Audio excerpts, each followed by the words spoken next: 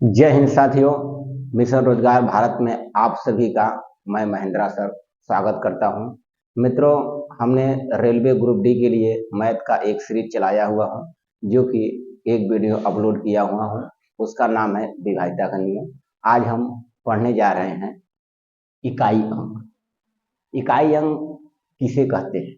किसी संख्या का दाहिने से पहला अंक एक 0 से लेकर 9 तक ही संख्या इकाई अंक बन सकती है। साथियों, पहला हमारा है जोड़ पर आधारित। जोड़ पर आधारित जब कभी भी इकाई अंक पूछेगा तो हमें सिर्फ इकाई अंक पर ही काम करना है और किसी संख्या पर काम नहीं करना है।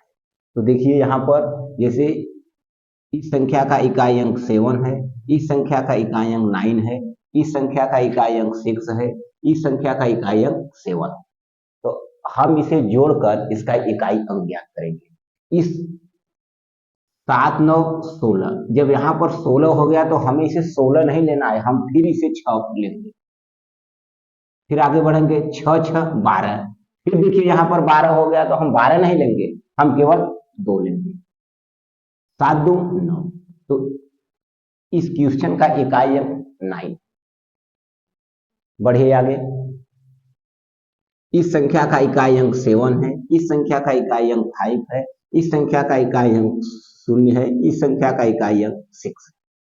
तो मित्रों देखिए, हम केवल इकाई अंक पर ही काम करेंगे।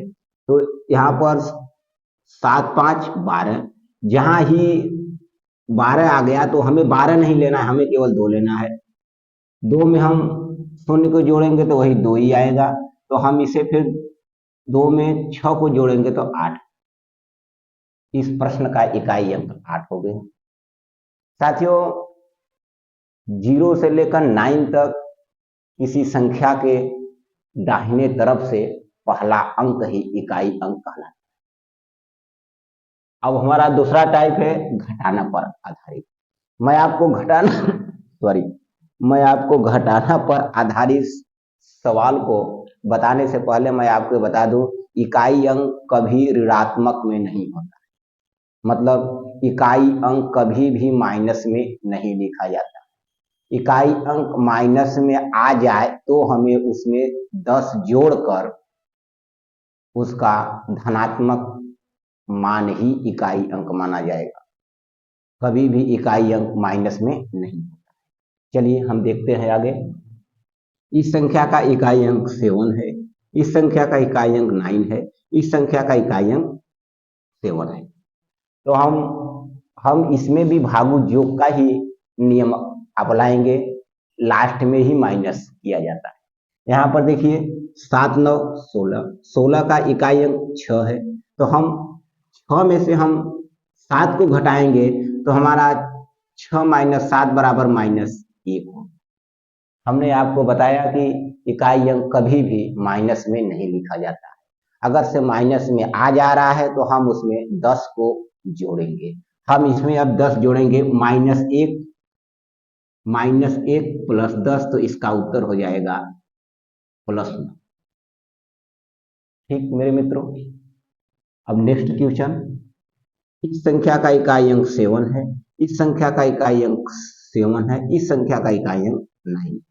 तो हम पहले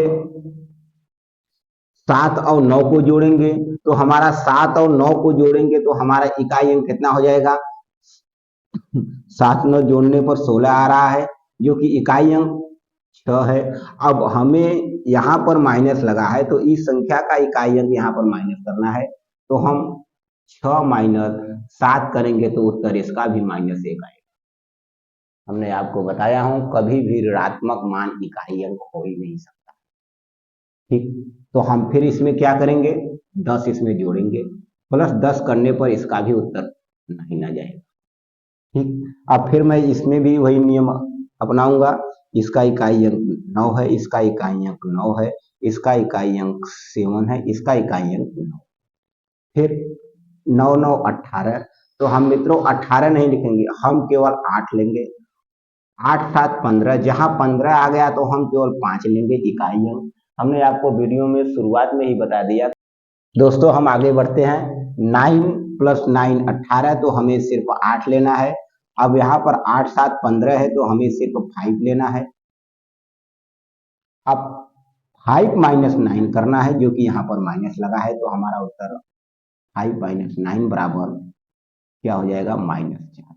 हमने आपको बताया था कि जब कभी भी माइनस में इकाई अंक आ जाने पर हमें उसमें उस संख्या में 10 को जोड़ेंगे, तो हमें धनात्मक मान ज्ञात होगा, वही हमारा इकाई अंक होगा। अब हम इसमें 10 जोड़ेंगे तो हमारा उत्तर क्या हो जाएगा, 6। इस संख्या का इकाई अंक 6। फिर हम आगे बढ़ते हैं मित्रों। अब आ गया हमारा गुणा पर आधारित। वही नियम सेम रहेगा, गुणा पर भी आधारित। जब कभी भी इकाई अंक पूछेगा तो हमें सिर्फ इकाई अंकों का ही आपस में मल्टीप्लाई करना है, सभी अंकों का। देखिए, इस संख्या का इकाई अंक 7 है, इस संख्या का इकाई अंक 2 है, इस संख्या का इकाई अंक 9 है, इस संख्या का इकाई अंक 3। चलिए, 7 दूनी के 14। अब जहां भी 14 आ गया तो हमें सिर्फ 14 नहीं लेना, हमें सिर्फ 4 लेना है, क्योंकि 14 का इकाई अंक कितना है, 4। 9 चौक 36, तो हमें क्या लेना है, 36 नहीं, केवल हमें 6 लेना है। अब यहाँ पर 6 त्रिक के 18, 18 आ गया तो हमें क्या लेना है, 8। इस संख्या का इकाई अंक 8 आ गया। चलिए दोस्तों आगे बढ़िए। इस संख्या का इकाई अंक 9 है, इस संख्या का इकाई अंक भी 9 है, इस संख्या का इकाई अंक 0 है, इस संख्या का इकाई अंक 7 है। हमें गुणा वाले सवाल में किसी संख्या का इकाई अंक 0 मिल जाएगा तो हमें उस संख्या में कुछ नहीं करना है, हमारा उत्तर इकाई अंक 0 होगा। आइए देखते हैं। यहाँ पर हम 9 × 9 करेंगे तो वही हो जाएगा 81। 81 का होगा इकाई अंक 1। 1 में हम 0 का मल्टीप्लाई करेंगे तो 0 हो जाएगा। 0 में किसी संख्या का भी हम मल्टीप्लाई करेंगे तो 0 ही आएगा, इसलिए हमारा उत्तर 0 होगा। और हमें देखना है कि गुणा वाले सवाल में किसी संख्या का इकाई अंक 0 है तो हमें कुछ नहीं करना है, हमारा उत्तर 0 हो जाएगा। आंख मूंद के सीधा 0 मार देना है। फिर आगे बढ़िए। इस संख्या का इकाई अंक 5 है, इस संख्या का इकाई अंक 9 है, इस संख्या का इकाई अंक 6 है। फिर देखिए, 9 × 5 = 45, 45 का इकाई अंक 5 और 5 × 6 = 30, 30 का इकाई अंक 0, जो कि -0 में आएगा।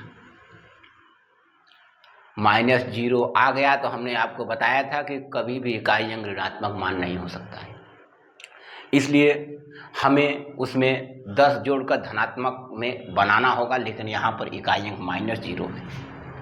किसी संख्या में हम या तो हम धनात्मक 0 जोड़ें या तो हम ऋणात्मक 0 जोड़ें, उस संख्या में कोई मान में परिवर्तन नहीं होगा, तो हमें सीधा लिख देना है 0।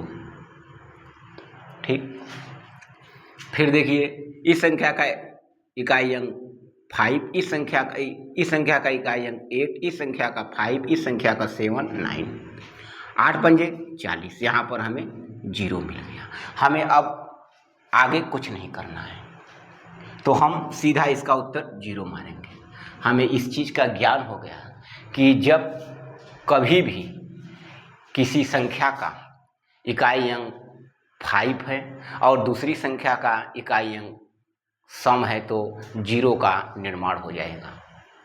तो हमें किसी भी संख्या का हम 0 से मल्टीप्लाई करेंगे तो 0 ही आएगा। तो हमें ध्यान रखते हुए सवाल को हल करना है। देखिए, यहाँ पर इकाई अंक 5 है, यहाँ पर इकाई अंक 7 है, यहाँ पर 5, यहाँ पर 4। 4 कैसी संख्या है, सम संख्या है। यहाँ पर 5 तो माने देखिए इसका उत्तर भी सीधा 0 हो जाएगा। यहाँ पर देखिए, यहाँ पर है 3, यहाँ पर 6, यहाँ पर 6, यहाँ पर 5। 5 मिल गया हमें। अब हमें सिर्फ ढूंढना है किसी संख्या का इकाई अंक सम होना चाहिए, क्योंकि हम 5 में सम संख्याओं का मल्टीप्लाई करेंगे तो 0 का निर्माण हो जाएगा, जो कि हम 0 का किसी भी संख्या से हम गुणा करेंगे तो 0 ही आएगा। दोस्तों, मैं आपको बता दूं कि हमारी रेलवे ग्रुप डी की सीरीज चल रही है। हम आपको वीडियो के माध्यम से पूरा के पूरा मैथ रिवाइज करा देंगे, और हमारा एक वीडियो अपलोड हो चुका है, उस वीडियो को देखने के बाद ही इस वीडियो को देखें। अभी इकाई अंक का पार्ट 2 आएगा, हम उसमें पढ़ेंगे घात वाला प्रश्न। घात वाला प्रश्न जैसे सीजीएल हो गया, बड़ी एग्जामों में पूछा जाता है, ये वाला छोटी एग्जामों में पूछा जाता है, तो हम इसका पार्ट 2 भी लेकर आएंगे। हमें विश्वास है कि आपको इस वीडियो से ज़रूर मदद मिलेंगी। आप हमारे इस चैनल को सब्सक्राइब एंड शेयर करें। Thank you. जय हिंद, जय भारत।